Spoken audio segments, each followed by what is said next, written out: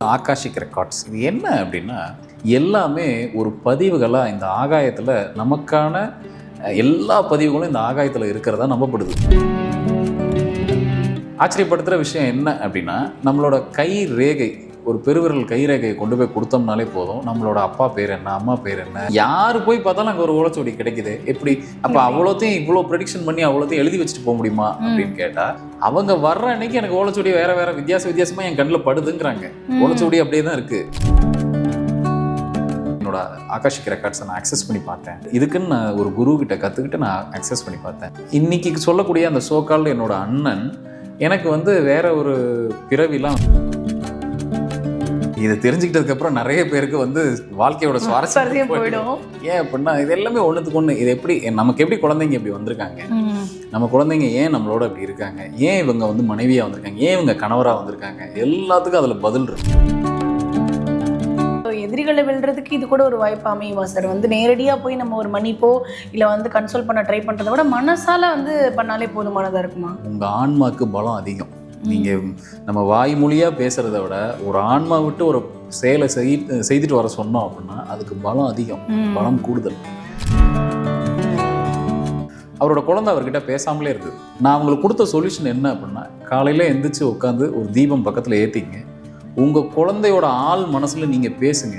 நீங்க எந்திரிச்சு உட்காந்து நீங்க குழந்தைகிட்ட பேச வேணாம், அந்த குழந்தையோட ஆள் மனசுல பேசுங்க. 45 நாள்ல அந்த குழந்தை ஆட்டோமேட்டிக்கா இவர்கிட்ட பேச ஆரம்பிச்சிருச்சு, இவரோட நெருங்கி வர ஆரம்பிச்சிருச்சு.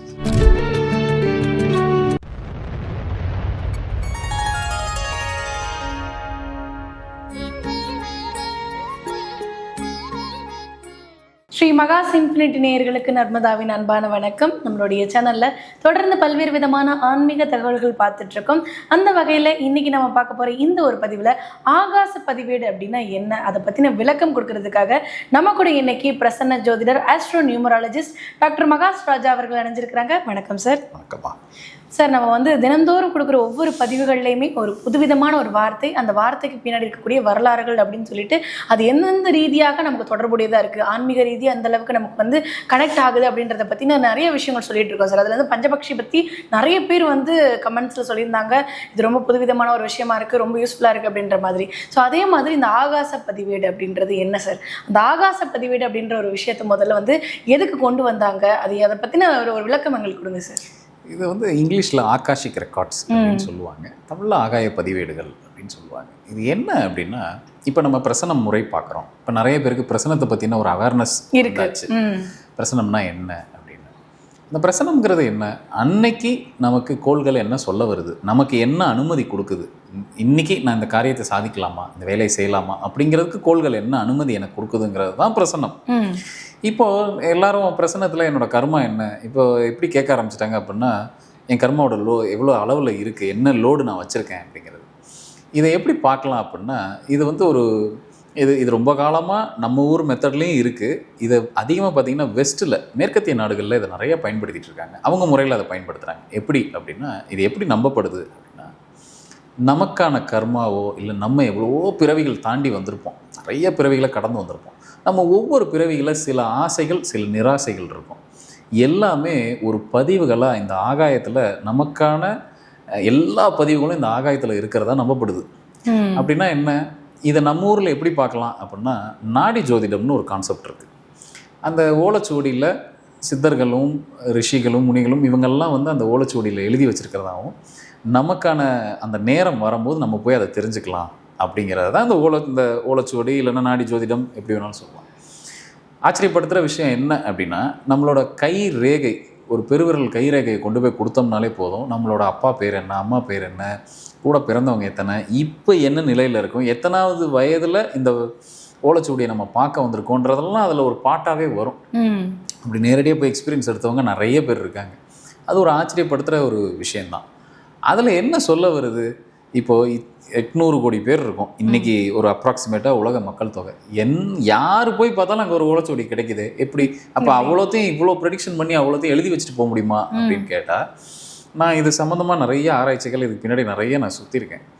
அதில் என்ன சொல்ல வராங்க, அந்த ஓலைச்சுவடியை ரீட் பண்ணுறவங்க, அந்த நாடியை ரீட் பண்ணக்கூடியவங்க என்ன சொல்ல வராங்கன்னா, இப்போ எங்களுக்கு முன்னாடி ஒருத்தர் நபர் வந்துக்கிட்டே இருக்காங்க, கிளைண்ட்டாக வந்துக்கிட்டே இருக்காங்க. அவங்க வர்ற அன்னைக்கு எனக்கு ஓலைச்சுவடி வேற வித்தியாசமாக என் கண்ணில் படுதுங்கிறாங்க. ஓலைச்சுவடி அப்படியே தான் இருக்குது.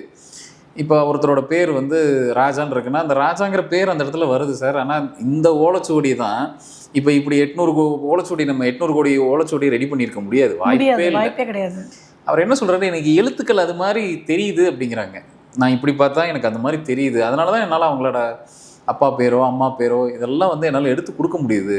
ஏன்னா இது ஒரு ஆச்சரியமான விஷயந்தான். அன்னைக்கு அந்த ஆறா என்ன சொல்ல வருதோ, யாரை கூட்டிகிட்டு வந்து அவங்க முன்னாடி உட்கார வைக்கிறதோ, அவங்க என்ன பிரச்சனையில் இருக்காங்களோ அந்த ஓலைச்சுவடி அதை அப்படியே வந்து பிரதிபலிக்குது அப்படிங்கிறாங்க அந்த எழுத்துக்கள். சரி, நாளைக்கு வேறு யாரோ ஒரு ராமசாமியோ இல்லை வேறு யாரோ ஒருத்தர் வரும்போது அந்த ராமசாமிக்கு ஏற்ற மாதிரி அந்த ஓலைச்சுவடி இருக்குங்கிறாங்க. இது அவங்க சொன்ன தகவல். இது உண்மையாகவும் இருக்கலாம். ஏன்னா நிச்சயமாக அவ்வளோ ரெக்கார்ட்ஸ் வந்து கிரியேட் பண்ணுறதுக்கு, அதுவும் இன்றைக்கி இருக்கிற மாடர்ன் உலகம் கிடையாது. அன்னைக்கு இவ்வளோ லிமிட்டடான ஒரு இதில் அப்போ எல்லாத்தையும் குரூப்பிங் பண்ணி முதல்ல கொண்டு வந்திருக்காங்க. இந்தந்த ரேகை இருக்கா, அப்போ இந்தந்த மாதிரியான லைஃப் தான் அவங்களுக்கு இருக்கும், இந்த லக்னம் இருக்கா, இப்படி தான் இருப்பாங்கன்னு அவங்க அழகாக அதை குரூப்பிங் பண்ணி அழகாக கொண்டு வந்திருக்காங்க. சரி, இதோட இன்னொரு பிரதிபலிப்பு தான் இந்த ஆகாச பதிவேடுகள்ங்கிறது, ஆகாஷிக் ரெக்கார்ட்ஸ். இது என்ன அப்படின்னா, நமக்கான நம்ம என்னெல்லாம் கடந்து வந்தோமோ எல்லாமே நம்ம ஆகாயத்தில் இருக்கோம். சரி, இப்போ நமக்கு இந்த பிறவியில் எல்லாருக்கும் ஒரே மாதிரி இருக்க ஆசைகள் அப்படின்னு கேட்டால் நிச்சயமாக கிடையாது. ஒருத்தர் கார் வாங்குறதே ஒரு வேலையாக வச்சுருப்பாங்க. அவங்க பிறப்படுத்ததே வெறும் சம்பாதிக்க கார் வாங்க, புதுசாக மார்க்கெட்டில் எது வந்தாலும். சில பேருக்கு செல்ஃபோன் மேலே ஒரு ஆசை இருக்கும், சில பேருக்கு வீடுகள் மேலே ஒரு சொத்து வாங்குறதுல ஒரு ஆசை இருக்கும்.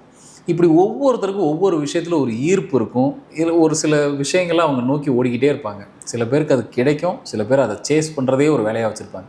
முக்கால்வாசி பேருக்கு எதை சேஸ் பண்ணுவாங்க அப்படின்னா பணத்தை சேஸ் பண்ணிக்கிட்டே இருப்பாங்க. பணத்தை கையில் பார்க்குறதும் பணத்தை வந்து சேஸ் பண்ணுறதுமா தான் வேலையாக இருக்கும். அப்போ ஒவ்வொருத்தருக்கு, சில பேருக்கு வாழ்க்கை அமையவே அமையாது, சில பேருக்கு குழந்தைங்க, இப்படி ஒவ்வொருத்தருக்கும் ஒவ்வொரு விதமாக இருக்கும். இதுக்கெல்லாம் என்ன, இப்போ நம்ம பிறக்கும் போது எல்லோரும் நல்ல ஒற்றுமையாக தான் இருக்கும். அண்ணன் தம்பிங்க அக்கா எல்லாருமே எல்லாம் ஒற்றுமையாக தான் இருக்கும் ஃபேமிலியில். திடீர்னு ஒரு குறிப்பிட்ட காலகட்டம் வந்ததுக்கப்புறம் அப்படியே கூட பிறந்து ஒன்றா வளர்ந்தவங்களுக்குள்ளே ஒரு கருத்து வேறுபாடு வருதா இல்லையா? இதுக்கு எல்லாத்துக்கும் நூல் பிடிச்சிட்டு போனோம் பின்னாடி அப்படின்னா என்ன நடக்குதுன்னா, வேறு ஒரு பிறவியில் இல்லை வேறு இதுக்கு முன்னாடி எடுத்த பிறவிகளில் நம்ம என்னவா அலைன்மெண்ட் ஆகி இருந்திருக்கோம், நம்மளாம் பக்கத்து வீட்டுக்காரங்களாக இருந்திருக்கோமா, இந்த உயிர்கள்லாம் என்ன விதமாக இருந்திருக்கு, இல்லை இந்த ஆன்மாக்கள்லாம் எப்படி இருந்திருக்குங்கிறத நம்ம ஆகாயத்தில் நமக்கான அந்த ரெக்கார்ட்ஸ் இருக்கு இல்லையா, பதிவுகள், அது அப்படியே அந்த இடத்துல பதிவாக இருக்கிறதா சொல்கிறாங்க. இது எப்படி பார்க்கலாம் அப்படின்னா, இதுக்கு சில வழிமுறைகள் இருக்குது. அதுக்கு ஒரு முறையான ப்ராக்டிஸ் எடுத்தோம் அப்படின்னா நம்ம கர்மாவை நம்மளே படித்து பார்க்கலாம். இப்போ ஓலைச்சுவடிகளில் வந்து இருக்கக்கூடிய எழுத்துக்களை வந்து வரக்கூடிய ஆட்களுக்கு ஏற்ற மாதிரி அந்த எழுத்துக்கள் மாறுது அப்படின்றது கூட ஓகே சார். இப்போ வந்து அந்த ஆகாசத்தில் இருக்கக்கூடிய அந்த எழுத்துக்கள் நம்ம எப்படி சார் இங்கேருந்து அது அக்சஸ் பண்ண முடியும்? எல்லாமே பாசிபிள் தான். எப்படி அப்படின்னா, அதுக்கு சில வழிமுறைகள் இருக்குது. எல்லாத்துக்கும் ஒரு சில, இப்போ நம்ம ஒரு விஷயத்தை நான் வந்து அக்சஸ் பண்ணணும் அப்படின்னா ஆக்சஸ்க்கு ஒரு கோடு இருக்கு இல்லையா, நான் ஒரு பாஸ்வேர்டு அடித்ததுன்னு ஒரு லேப்டாப் ஓப்பன் ஆகுது. அதே போல் இந்த ஆகாயத்தில் இருக்கக்கூடிய பதிவுகளை பார்க்குறக்கு, நமக்கான பதிவுகளை பார்க்குறக்கு நமக்கு சில பர்மிஷன்ஸ்லாம் வாங்கணும். நம்மளை விட உயர்நிலையில் இருக்க ஒரு சில ஆன்மாக்கள் நமக்கு உதவி பண்ணுவாங்க. நீங்கள் அவங்கள தெய்வங்களாக பார்க்கலாம், நமக்கு முன்னாடி வாழ்ந்த ஆன்மாக்கள் இருக்கலாம். அவங்களோட அனுமதி மூலமாக, நமக்கான குருவோட அனுமதி இருக்கும்போது நிச்சயமாக அதை நம்ம அக்சஸ் பண்ணி பார்க்கலாம். ஏற்கனவே நடந்ததை பற்றியும் நமக்கு தெரியும். ஒரு உதாரணத்துக்கு, இதெல்லாம் வந்து நான் வந்து என்னோடய ரிசர்ச் ஸ்டடியில் நான் பார்த்தது. ஒரு நபர் வந்து அவருக்கும் ஒரு அண்ணனுக்கும் ஒரு பெரிய தகராறு நடந்துக்கிட்டே இருக்குது.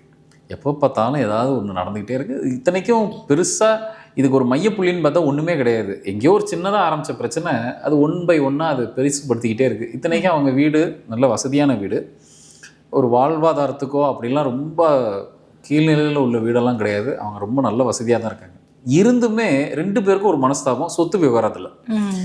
இது ஏன் நடக்குது, இது எதுக்கு நடக்குது அப்படின்னு பார்த்து அவர் நிறைய இடங்களில் தேடி வந்திருக்காரு. அவர் சொன்ன ஸ்டேட்மெண்ட் என்ன அப்படின்னா, இன்றைக்கி அவர் அமெரிக்காவில் இருக்கார். அவர் சொன்ன ஸ்டேட்மெண்ட் என்ன அப்படின்னா, நான் வந்து என்னோடய ஆகாஷிக் ரெக்கார்ட்ஸை நான் அக்சஸ் பண்ணி பார்த்தேன், கற்றுக்கிட்டு இதுக்குன்னு நான் ஒரு குருக்கிட்ட கற்றுக்கிட்டு நான் அக்சஸ் பண்ணி பார்த்தேன். அதில் வந்த விஷயம் என்ன அப்படின்னா, இதை நான் எங்கெங்கேயோ தேடி பார்த்தேன். இதில் வந்த விஷயம் என்ன அப்படின்னா, இன்றைக்கி சொல்லக்கூடிய அந்த சோக்கால்டு என்னோடய அண்ணன் எனக்கு வந்து வேறு ஒரு பிறவிலாம் அவன் ஒரு வியாபாரியாக இருந்திருக்கான். நாங்கள் 2 பேருமே அந்த குடுக்கல் வாங்கலில் எங்களுக்குள்ள ஒரு பிரச்சனை இருந்திருக்கு. நான் ஒரு மர வியாபாரியாக இருந்திருக்கேன். இதை நான் அக்சஸ் பண்ணி பார்க்கும்போது ரொம்ப ஆச்சரியமாக இருந்தது. கடைசியில் அவன் எங்கே போட்டி போடுறான்னா, நாங்கள் ஒரு இடத்துல ஒரு பிளான்டேஷன் வச்சுருக்கோம். குறிப்பாக பிரச்சனை அங்கே தான் ஆரம்பிச்சது. அந்த மரம் யாருக்கு சொந்தம், அந்த இருக்கக்கூடிய அந்த பிளான்டேஷன், அந்த மரத்தோப்பு யாருக்கு சொந்தம், அந்த மரங்கள் உள்ள தோப்பு, அது எப்படி கூட்டிகிட்டு வருது பாருங்கள். இது எத்தனையாவது பிறவி, அது அங்கே என்ன பிரச்சனை நடந்துச்சோ அதோட தொடர்ச்சி தான் இங்கே. அப்போ அந்த சண்டே மீதி கண்டினியூ பண்ணுறதுக்கு இன்றைக்கி வந்திருக்கான், இந்த பிறவி எடுத்துகிட்டு வந்திருக்கான். சாமானியர்களால் கூட இது கற்றுக்கிட்டு வந்து பண்ண முடியுமா சார்? பாசிபிளா சார்? எல்லாருக்குமே எல்லாமே பாசிபிள் தானே. இப்போ இறைவன் யாரையும் நீ வரக்கூடாதுன்னு யாரையும் சொல்லலைல்ல. இல்லை, கோவிலுக்கு எப்படி போகிறோமோ அதே மாதிரி தான் எல்லாராலையும் எல்லாமே முடியும். அதுக்கான அந்த டெடிகேஷனோட நம்ம ஒரு விஷயத்தை கற்றுக்கிட்டு பொறுமையாக நம்ம அதை ஹேண்டில் பண்ணுறப்போ நிச்சயமாக எல்லாராலையும் அதை ஆக்சஸ் பண்ண முடியும். சரி, இதெல்லாம் நம்ம ஆக்சஸ் பண்ணி என்ன பண்ண போகிறோம்? அது அடுத்த கேள்வி அதுவாக தானே இருக்கும்.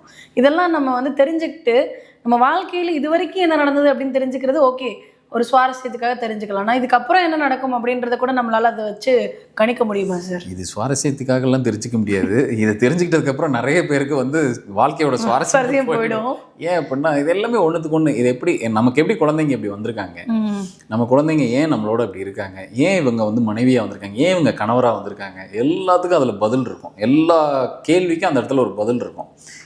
ஏன் வந்து நம்ம இன்னார் வீட்டில் வந்து நம்ம பிறந்தோம், இன்னார் தாத்தாக்கு ஏன் வந்தோம், இப்படி எல்லாம் நிறைய கேள்விகள் அந்த இடத்துல நம்ம எல்லா கேள்விக்கும் அந்த இடத்துல பதில் இருக்கும். இதில் சப்ஜெக்ட் என்ன அப்படின்னா, ஏற்கனவே நான் ஏகப்பட்ட குழப்பத்தில் இருக்கேன், நான் இதையும் தெரிஞ்சுக்கிட்டு இருக்கிற கொஞ்சம் நஞ்ச இதுவும் போகிறதுக்கு பதிலாக இதில் என்ன நடக்கும் அப்படின்னா, நம்ம எந்த உறவில் நம்ம ரொம்ப ஸ்ட்ரெஸ்டாக நம்ம ஃபீல் பண்ணுறோமோ அங்கே இருக்கிற ஒரு விஷயம் என்ன அப்படின்னா, பொதுவாக இந்த மன்னிப்புன்னு ஒரு விஷயம் இருக்குது. நம்ம சில விஷயத்தை ஏற்றுக்கணும், மனதார நம்ம ஏற்றுக்கிட்டோம்னா அந்த உறவு சீராயிடும்.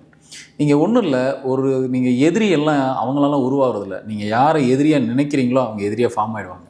இப்போ ஜாதகத்தில் 6ஆம் இடத்த எதிரின்னு நம்ம சொல்கிறோம், 6ஆம் அதிபதியே எதிரின்னு சொல்கிறோம். நீங்கள் எதிரின்னு நீங்கள் ஃபிக்ஸ் பண்ணுங்களா, அவன் ஸ்ட்ராங் ஆயிடுவான். யாருக்கெல்லாம் 6ல் நல்ல ஆட்சி இல்லை உச்சத்தில் இருக்கிற ஒரு கிரகம் நின்றுச்சுன்னா அவன் எதிரிலாம் அவனுக்கு ரொம்ப ஸ்ட்ராங்காக இருப்பாங்க. அப்போ அவங்க அந்த இடத்துல என்ன பண்ணலாம், விட்டு கொடுத்துட்டு போகிறது ரொம்ப நல்லது.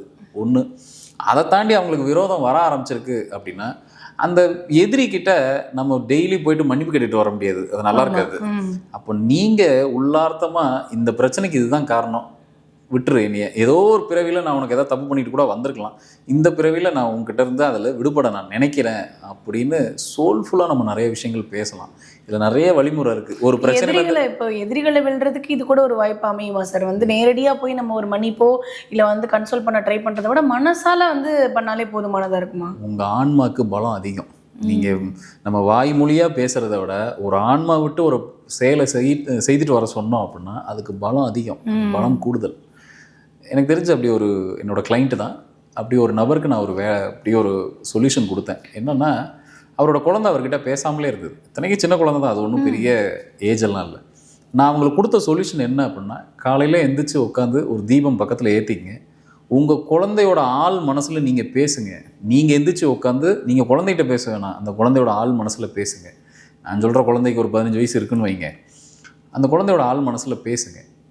அது என்ன ஆயிடுச்சுன்னா, ஒரு 45 நாளில் அந்த குழந்தை ஆட்டோமேட்டிக்காக இவர்கிட்ட வந்து பேச ஆரம்பிச்சிருச்சு, இவரோட நெருங்கி வர ஆரம்பிச்சிருச்சு. அவர் அந்த குழந்தைய வற்புறுத்தலை, டச் பண்ணல, ஒன்றுமே பண்ணல. இவர் கொடுத்த இந்த எப்பயுமே நம்ம என்ன விதைக்கிறோமோ அதுதான் திருப்பி கூட்டிகிட்டு வரோம். இந்த பிரபஞ்சம் நம்மளை பார்த்துக்கிட்டே இருக்கோம், நம்ம கோரிக்கை என்ன, நம்ம என்ன கேட்குறோம், நம்ம என்ன நினைக்கிறோம், அதுக்கு சில வழிமுறைகளுக்கு அப்படி கொடுக்கும்போது அது நிச்சயமாக அவங்கள டச்சே பண்ணாமல், இது வெறும் பக்கத்தில் இருக்கிறவங்களுக்கு தான் நடக்கணும் இல்லை. ஒருத்தர் இந்தியாவில் இருக்காங்க, அமெரிக்காவில் இருக்கிறவங்களுக்கு ஒரு கமாண்டு பாஸ் பண்ணா கூட இங்கேருந்து நம்மளால் பாஸ் பண்ண முடியும். பிரபஞ்சத்துக்கு அப்படி ஒரு சக்தி இருக்குது, ஒரு அபார சக்தி இருக்குது. நம்மளோட ஆள் மனசுக்கு அப்படி ஒரு அபாரமான சக்தி இருக்குது. ஸோ இதெல்லாம் நம்ம தெரிஞ்சுக்காமல் இருக்கிறதுனால இதெல்லாம் புதுசாக தெரிகிற மாதிரி இருக்குது. இதெல்லாம் ஏற்கனவே நடைமுறையில் இருக்க தான் செய்யுது. ஆனால் இதுக்கான ரீடர்ஸ் ரொம்ப குறைவு. ஒரு ஆகாய பதிவேடுகளை எடுத்து பார்க்குறது ரொம்ப குறைவு. நம்ம முறையாக கற்றுக்கிட்டு நம்மளே அதை திறந்து பார்க்கலாம், திருப்பி அதை ப்ராப்பராக அதை நம்ம க்ளோஸ் பண்ணியும் வைக்கணும். ஏன்னா அது ஒரு மிகப்பெரிய லைப்ரரி, அது ஓப்பன் ஆக்சஸில் இருந்ததுன்னா யார் வேணாலும் அதை பார்க்கலாம். ஓ, இப்போ வந்து ஒரு புக்கை ஓப்பன் பண்ணிட்டு க்ளோஸ் பண்ணுற மாதிரி அதையும் நம்ம படிச்சுட்டோம் அப்படின்னா மூடி வைக்கணும். நிச்சயமாக நமக்கு கணித மேதை ராமானுஜர் பற்றி, நமக்கு நம்ம நாட்டில் பிறந்து ஒரு உச்சத்தை தொட்ட ராமானுஜர் பற்றி நமக்கு தெரியும். அந்த கணித மேதை சொன்ன விஷயங்கள் என்ன அப்படின்னா, ஏன்னா அவர் கம்ப்ளீட் பண்ணது கேம்பிரிட்ஜ் யூனிவர்சிட்டிலையும் வெள்ளைக்காரனுடைய தானே கம்ப்ளீட் பண்ணார், அங்கே இருக்கிற மேதைகள் கூட தானே கம்ப்ளீட் பண்ணார். அவர் சொன்ன விஷயம் என்னென்னா, அவங்க கேட்டது இந்த ஃபார்முலா எங்கேருந்து வந்தது, இப்படி ஒரு டெரிவேஷன் எங்கேருந்து கொண்டு வந்தீங்க. அவர் சொன்னது, எனக்கு ஏதோ காதில் கேட்கும், நான் பாட்டு எழுதிக்கிட்டே இருப்பேன்னாரு. இல்லை, நான் கண்ணை திறந்து மேலே பார்ப்பேன், எனக்கு ஏதோ ஆகாயத்தில் தெரியும், நான் எழுதிக்கிட்டே இருப்பேன் அப்படின்னாரு. இதெல்லாம் என்னென்னா, பிற்காலத்தில் நம்ம உற்று கவனிக்கும் போது என்னென்னா ஆகாய பதிவேடுகள் தான். அவர் விட்டுட்டு வந்த விஷயத்தை தான் இந்த பிறவியில் வந்து கண்டினியூ பண்ணியிருக்காரு. அவர் வேலை ரொம்ப சுலபமாக, அவர் சொன்னது என்னென்னா, நானாக உட்காந்து எதையும் பண்ணல, எனக்கு அந்த ஃப்ளோ வருது. இப்படி நிறைய பேர் பாரதியாரும் இதே வார்த்தையை ஒரு இடத்துல பயன்படுத்தியிருக்காரு. எனக்கு ஏதோ உட்காந்தா அந்த பராசக்தி கொடுத்துக்கிட்டே இருக்கா, அந்த தமிழ் அந்த இதை வந்து எனக்கு கவிதை வந்துக்கிட்டே இருக்குது. அதாவது இஎஸ்பி பவர்னு சொல்லுவோம், ஆளுக்கு ஒன்று ஒன்று சொல்லுவோம். ஏன்னா எல்லா குழந்தைங்களும் நல்லா தான் பிறக்கிறாங்க. ஆனால் சில பேர் தானே ஒரு சில கலையில் ஷைன் ஆகுறாங்க. கண்டிப்பாக இது எல்லாத்துக்கும் பின்னணி பார்த்தீங்க அப்படின்னா அவங்க எங்கே விட்டுட்டு வந்து சில பேருக்கு அந்த ஆக்சசிபிலிட்டி அவங்கள அறியாமல் கிடைக்கும். அப்படியான ஒரு விஷயம் தான் அந்த ஆகாச பதிவேடு அப்படிங்கிறது. ஸோ இது வந்து மேற்கத்திய இடத்துல நிறைய பேர் இதை பயன்படுத்துகிறாங்க. ஆனால் இதை பார்த்து சொல்கிறவங்க ரொம்ப குறைவு தான். சில சயின்டிஸ்ட், இதுக்கான சயின்டிஸ்ட் நிறைய பேர் யூஎஸில் நிறைய பேர் இதுக்கான ஆய்வுகள் பண்ணிகிட்ருக்காங்க. பழைய பிறவிகள்லேருந்து நம்ம எப்படி விடுபடுறது, அந்த கனெக்ஷன் நமக்கு விடுபட்டுருச்சுனாலே வாழ்கிற வாழ்க்கையில் நம்ம கொஞ்சம் நிம்மதியாக வாழ ஆரம்பிப்போம். இந்த பழைய லோடை நம்ம இறக்கி வச்சிட்டோம்னாலே புதுசாக இருக்கிறதுல நம்ம கொஞ்சம் எப்படி வாழணும்னு நமக்கு தெரியும். மேற்கொண்டு ஒரு தப்பு பண்ணுறதோ இல்லை பாவங்களை சேர்க்குறத குறைச்சிக்கிட்டு அடுத்தவங்களுக்கு முடிஞ்சால் நல்லதை பண்ணி வாழ்ந்துட்டு நம்ம பாட்டு இருந்துக்கலாம். ஓகே சார், உங்களுடைய பார்வையில் இந்த ஆகாச பதிவேடு அப்படின்ற ஒரு விஷயத்தை நம்ம வந்து கற்றுக்கிறது இல்லை படிக்கிறது இல்லை படிக்க நினைக்கிறது அப்படின்றது வந்து எந்த அளவுக்கு மக்களுக்கு வந்து பாசிட்டிவை கொடுக்கும் இல்லை நெகட்டிவை கொடுக்கும்னு நினைக்கிறீங்க சார்? நம்ம வேறு என்னென்னமோ வெளி உலக புற விஷயங்கள் நிறைய நம்ம டைம் ஸ்பெண்ட் பண்ணுறோம். நமக்கு தேவை இருக்கோ தேவை இல்லையோ அது எல்லாமே நம்ம மூளைக்குள்ளே தான் வந்து ஸ்டோர் ஆகுது. அப்படி அந்த மாதிரி விஷயத்துக்கு நிறைய டைம் கொடுக்கறத விட நம்மளை பற்றி நம்ம ஆழ்நிலையில் உள்ள தெரிஞ்சுக்கிறதுக்கு நிறைய டைம் கொடுக்கலாம். அது தப்பே கிடையாது. அது வந்து அந்த நேரம் நம்மளை பற்றி நம்ம உணர்றதெல்லாம் என்னைக்கு நமக்கு ஞானத்தை நோக்கி நம்ம பயணப்படுறோமோ நிச்சயமாக லைஃப்பில் நமக்கு என்ன தேவை இருக்கோ. இப்போது நான் ஒரு வேலையை செய்ய போகிறேன் அப்படின்னா என்னோட குரு கிட்ட நான் பெர்மிஷன் கேட்குறத கூட இந்த ஆகாஷிக் ரெக்கார்ட்ஸில் கேட்கலாங்கிறாங்க. அப்படி நான் ஓப்பன் பண்ணி இதை செய்யலாமா, இது எங்கே கொண்டுட்டு போக போகுது அப்படின்னு கேட்கும்போது அந்த இடத்துல பதில்கள் வருது. இதை செய்யலாம், இது வேண்டாம், இந்த காரை வாங்கலாமா, வேணும் வேண்டாம், இந்த வீடை வாங்கலாமா, வாங்கினா என்ன நடக்கும், இந்த செல்ஃபா எல்லா முடிவுகளையும் எடுத்துக்கலாம், கரெக்டான முடிவுகளா. நீங்க எந்நேரமும் ஒரு ஜோதிடர் பின்னாடியோ இல்லை யார் பின்னாடியோ ஓடிக்கிட்டே இருக்க முடியாது. நீங்க என்னைக்கு உங்களுக்கு செல்ஃபா குருவா மாறணும்னு பார்க்கணும். அப்போ உங்களுக்கான நேரத்தை நீங்க அதிகமா இந்த மாதிரியான விஷயங்களை ஸ்பெண்ட் பண்ண ஆரம்பிச்சிங்கன்னா உங்களுக்கே தெரிய வந்துடும் அடுத்து என்ன செய்யலாம், அடுத்து என்ன செய்யக்கூடாது. வீட்டுக்கு ஒருத்தர் கற்றுக்கிட்டா கூட அந்த வீடை அவங்க காப்பாற்றிக்கிடுவாங்க.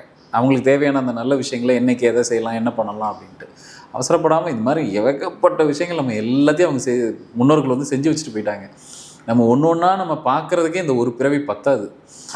இதெல்லாம் வந்து இதை எடுத்து பார்க்கும் போது தான் இதோட ஆச்சரியங்கள் பல விஷயங்கள் இருக்குது. இதில் என்ன தெரியாமல் பண்ணிடக்கூடாது. ஒரு குருவோட மேற்பார்வையில் இதை படிக்கும்போது ரொம்ப சிறப்பாக இருக்கும்.